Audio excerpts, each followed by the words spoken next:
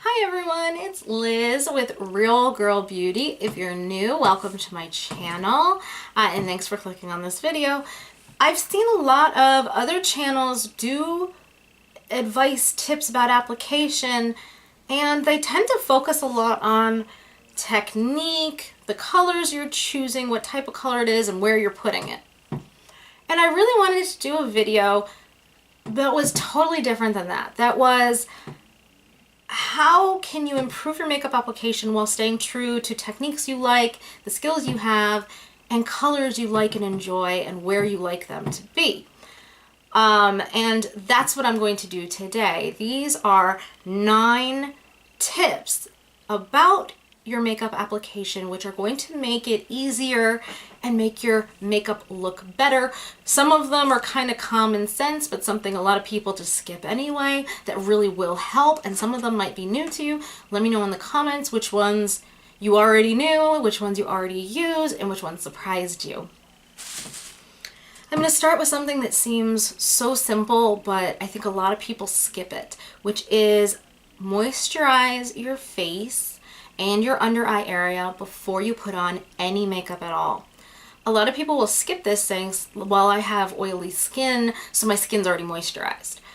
Moisturizing your skin is not really about the oil content on your skin, it's about smoothing your skin out. And if you have any spots of rough texture, adding a little bit of moisturization and smoothing to kind of help it calm down and smooth out. Same thing with under eye moisture. You're really helping it to take those fine lines and plump them up a little bit. Is it going to work perfectly? Of course not. If you're someone like me who has under eye wrinkles, it's not going to do a perfect job, but it will help and it will make your makeup look better and sit better. As well, a lot of people with oily skin don't know that if you have oily skin and you're avoiding moisturizing your skin because of it, you're actually increasing your oil production. Introducing even just a light lotion to your face is going to decrease your body's natural oil production and help to balance out your skin. So it's a good thing to do before you put anything on your face, anything at all. CC cream, BB cream, tinted moisturizer, or regular foundation, primer, anything you're gonna put on your face, slap on a little bit of at least a light lotion, and then your application will go on so much better. Next one is also sort of a common sense one, but I think it's again something people sometimes skip, and I have been guilty of skipping this myself, which is to always clean any brushes and sponges when you use them. My biggest guilt with this is using them and putting them to the side and saying, I'll just wash them later.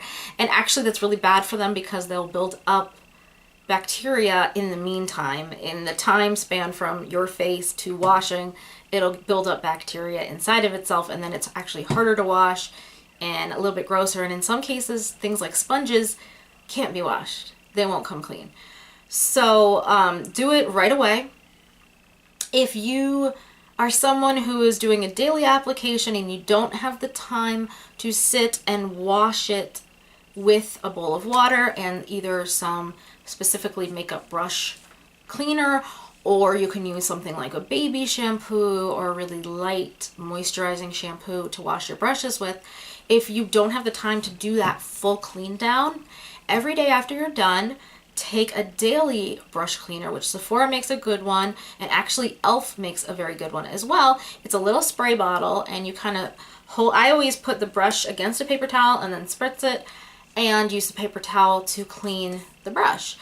I started doing this a while ago with foundation brushes and concealer brushes, anything that touched something that was a cream, because I knew a cream was much more likely to grow bacteria than a powder was, so to me it made sense, and then it started to kind of spill from there. The reason this helps your application and makes your makeup look better is that it is, again, you're not adding stuff to your face that is a possible irritant. You're not taking bacteria and putting it on your face. Your brushes, when they're clean, can give a clean, thorough application. If there's already product on them, they can kind of gunk up. One of my favorite things to do as well when it comes to powder brushes is I remove the powder after every single use. Every time it goes on my eye, the minute I'm done with that shadow, I clean the powder off with a brush head.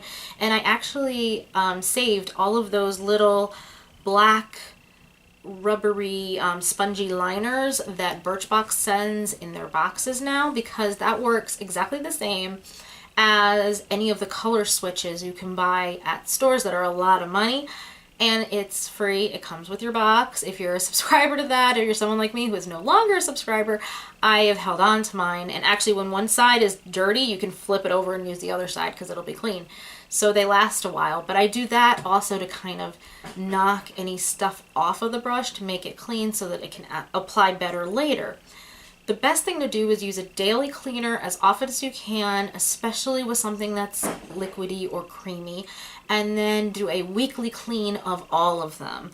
Equally important, dry them either lying flat if you don't have any options, or hang them so the brush head is hanging down, because otherwise the water will fall back into the brush and can actually cause issues. It can cause the glue to weaken and crack. It can cause a lot of problems. So you want to, if you don't have the ability to turn it upside down, lay it flat. This one, number 3, is one that to me is one of the most duh tips, but one again that's super ignored or not even thought of, which is shake your foundation if you have a liquid foundation.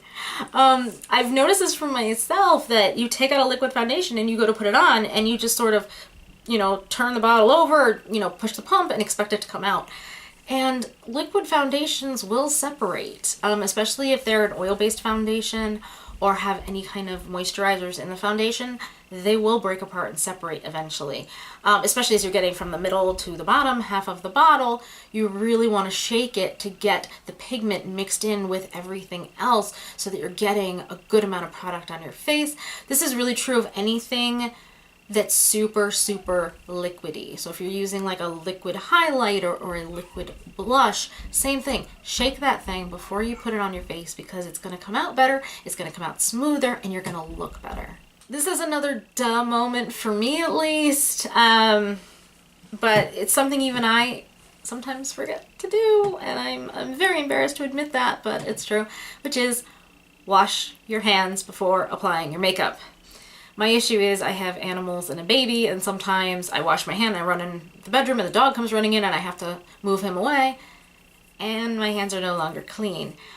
Just like I was saying with cleaning your brushes, your hands you're going to use no matter what. You're going to pat in concealer, you might kind of rub some blush in or try to, buff something off. You might be using it here inside your eye, and if your hands are dirty, you're going to get a less even application. You could even get transference of something that's on your hands into your skin, into your eyes, which is really not what you want when you're doing your makeup. Mind your expiration dates. That is number 6. This one really smacked me in the face, not with my own makeup, because I am absolutely insane about the expiration dates. I actually throw out mascara after a month instead of waiting the 3 months they're supposed to keep it, because I'm extra paranoid. It's my eyes are sensitive, so mine get junked every month. That's why I love getting the samples, because I go through 12 at least mascaras a year, and I like getting the samples because I don't have to pay for them and I know I'm going to use them. But my mother-in-law and I were shopping for makeup. She was going to a wedding and she wanted help finding what to use to make her look a little better. She doesn't wear makeup usually. And that was one of the things where we were in Ulta, and she said to me, "Oh, do I need to buy a mascara? Oh, I've got one. It's like 7 years old or something. It's in the house." And I just went, yeah, you gotta throw that out. My mother is also one of the people who she doesn't want to throw things out until they're empty, and she won't pay attention to most of the expiration dates because of that, because otherwise she feels like she's not getting her money's worth. The issue with taking products past their expiration dates, especially something like a mascara, is that, again, it's a very moist product. It's going in your eye area, and if it gets full of bacteria, it's going to hurt your eyes. Also, products like that dry out very quickly, and when they dry out, they don't go on as easily as they would when they were brand new and you just cracked them open. So the combination of those two things is why mascara is on the top of the list of the change this as quick as possible. Now it goes down usually based on where the product is going and the consistency of the product. Things like lip glosses have to be chucked faster than, say, a lipstick. Same thing with liquid lip has to be chucked faster than a lipstick because you can clean a lipstick. Anything with a brush that's going into the container has to go quickly. I'll actually go and give you the exact expiration dates for products, and this is based on the day you open it, not the day you purchase it or anything like that. It's date of open, unless the product says otherwise. But I will put them down in the comments and give you a whole list of it so you don't have to go and look it up. But that one for me is a really big one. I know a lot of people, especially when you're spending a lot of money on your makeup, you have a hard time parting with it. I actually have, from years ago, a Chanel lipstick, and I am talking more than a decade ago that I got this Chanel lipstick, and I loved the color at the time and I wore it, and I have not been able to make myself throw this thing out. I won't use it, I will tell you that. I have not used it in a really long time. I think I stopped using it after the first year. But because it's a Chanel lipstick, I'm like, every time I go to throw it away, like, no, save it. And I think I'm more saving it with the idea that someday I will buy another one in that color, so I want it for color reference. But yes, when you spend a lot of money on a luxurious product, it's harder to throw it away. So be really mindful of expiration dates. I know a little bit of a trick some people do. I do on my eye creams, is to take a Sharpie and write the date you opened it on the packaging. You know, somewhere where you can't see it, like the bottom or the very top, or, you know, somewhere subtle where if you have it out in public, people aren't going to go, why is that date written on your lipstick? But, you know, take it somewhere and write the date you opened it so that you can reference it for when it needs to be thrown away. And then it also is kind of in your face and telling you, throw me away, throw me away, throw me away. So you know you have to. It kind of reminds you. You can even do this with packaging. I've done that with products where when I pull it out of the packaging, I put the date I opened it on the packaging and save the packaging. That way I know when I need to get rid of it. Number 7 is to keep like products with like. Meaning, if you're going to be using a dry powder on your face, whether it's loose or pressed, doesn't matter, but a dry powder, you want to have your foundation and your concealer and everything like a cream blush or a liquid highlight on your face before that dry powder gets on. Once that dry powder gets on, consider it done. Anything cream or liquid cannot now go above. And then only use a powder blush, powder contour, powder highlight. Don't go back and go, oh, well, I'll just put the cream right here on top of the powder. The reason for this is that it won't blend properly. It'll kind of clump together and it'll cause it to bunch up and look weird. And this includes trying to use the concealer over powder when the powder takes the concealer off. You're better off kind of wiping everything off and starting over again than trying to correct in the opposite direction. And again, it's because if you're putting, you know, a powder then a cream, then a powder then a cream, it kind of gets gloopy together. It kind of looks weird on your skin. It'll just look blotchy because it's going to attach here, detach here, it's going to move everything away. So that's my rule of thumb, is anything gel, liquid, cream that's going on my face has to be there before I put powder on it, because once I put powder on, I'm done. There is one exception to this, and that is eyeliner. However, there are some people, and I do this quite often, who put eyeliner on first before powder eyeshadow, using the powder eyeshadow to then set the eyeliner. And that's always an option too. If you're noticing that you're having a hard time with your liner going on over the powder, you can always try that too. But most people who do a liquid or a gel eyeliner like to do it over the powder. And that is really the only time the exception works, but on some people it doesn't necessarily always work. So if you're one of those people who's been trying to do that and you're noticing it's not helping, it's getting bunched up, it's getting spacey, like it's just not working, try putting the eyeliner on first and then using the powder eyeshadows to set it and see if you like it then. This tip is extremely practical and one that I see a lot of people don't think of, and that is paper towels. Use paper towels on your face instead of either a facial tissue or, in the worst case scenario, toilet paper. A lot of people do that, and I've even seen this at my local Sephora where they're saying, oh, dab a piece of tissue if you start to sweat while putting on your makeup application, or, you know, something starts to, you know, if something runs and you need to pick it up, you know, grab a tissue and blot it out. The problem with tissues and toilet papers is that they happen to be really fibrous, and they tend to be, because they're soft, the fibers come off of them and will stick to you. So sometimes they say, oh, pull the tissue in half or the toilet paper in half and only use one half. However, paper towels don't have that problem. They're specifically created to be smooth and squished together so that stuff doesn't come off of them. So if you have to blot your face or do any kind of correcting and you want to have a disposable piece of paper to do it with a paper towel. Don't use a tissue, or again, toilet paper is actually worse than a tissue, believe it or not. And any ply of paper towel works. They're just not designed to leave fibers behind because they're designed to clean things. So these work better. You can just take it, blot it on. If you feel oily, actually a paper towel will help with that. If you're unhappy with something and you want to kind of clean it, if you use a setting spray and it globs up on you and you feel like you need to get rid of it, paper towel. And the same thing actually when if you're using a daily cleanser for your brushes and you want to use something to clean it with, use a paper towel because it will work better and clean better and not leave anything behind, whereas a tissue will. Same thing also when you're clearing off the first time you use a mascara and you want to clean the brush off before you put it on your eye because there's too much product on it. Again, paper towel, because you really don't want tissue fibers getting into your mascara. It's going to make it clumpy. It's going to make it awful. Paper towel. Won't do it.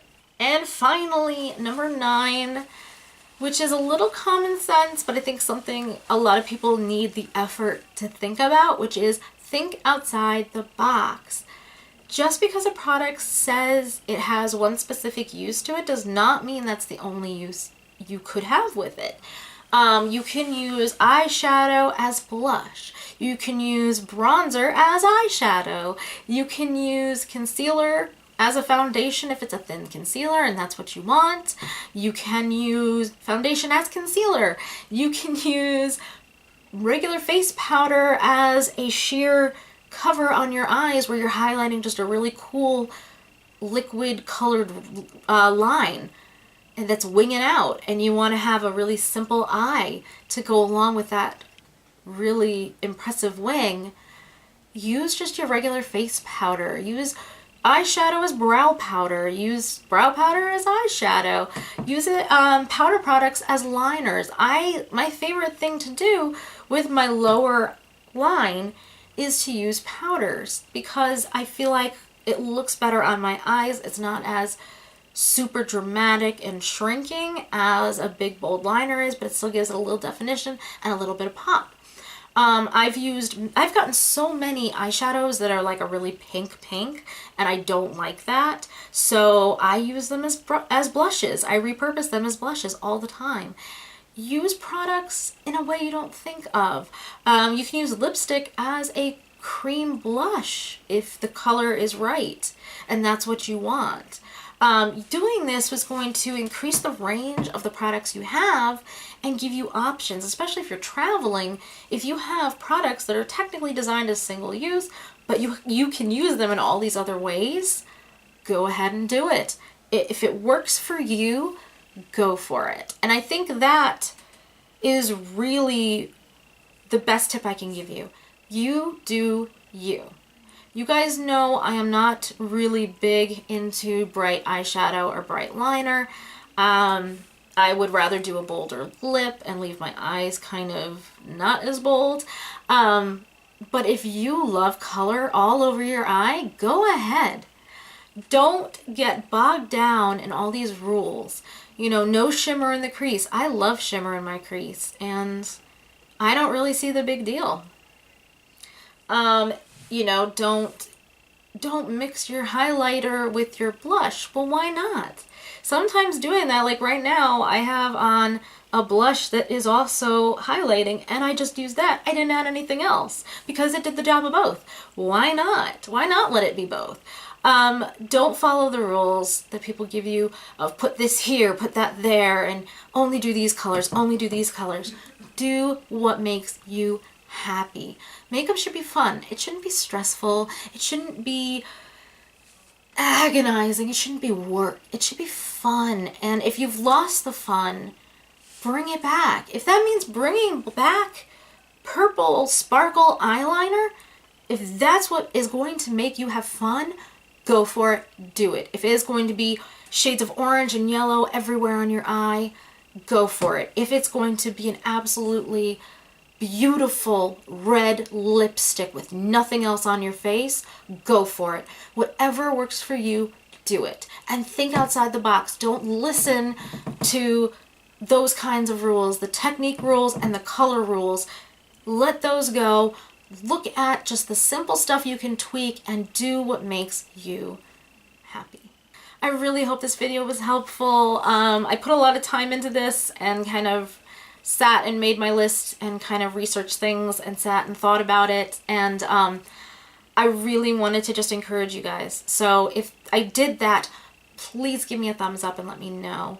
And if you've not done so, subscribe. I primarily do product reviews and subscription unboxings, but I do throw in stuff like this occasionally. So I really hope you enjoyed it, and I will talk to you soon, and thank you so much for watching and sticking it all the way to the end.